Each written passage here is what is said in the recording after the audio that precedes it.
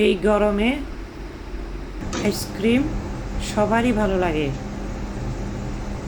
যদি ঘরে বানানো হয় তাহলে তো কথাই নেই। Welcome back to my page Mary's kitchen. আমি মেরিস কিচেন থেকে বলছি। আজ আমি আইসক্রিম বানাবো। প্রথমে 2 কাপ দুধ নিয়ে নিব মেজারমেন্ট কাপের।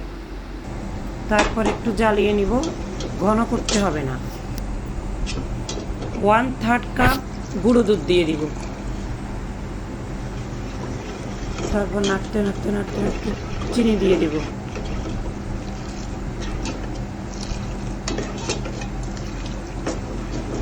এভাবে নাড়তে হবে। নাড়তে নাড়তে যখন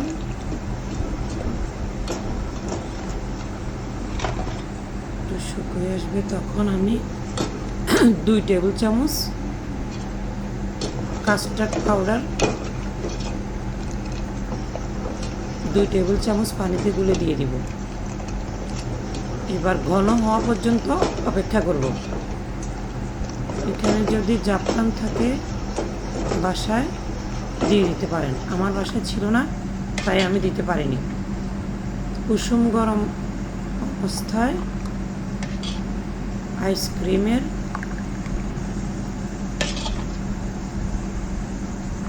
জারে দিয়ে দিব। আইসক্রিমগুলো বসিয়ে নিব।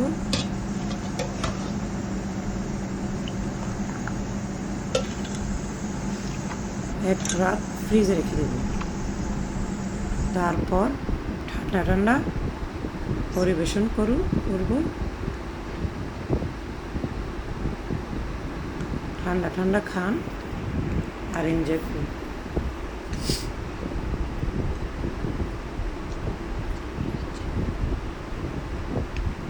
ঘরে থাকা উপকরণে আইসক্রিম তৈরি।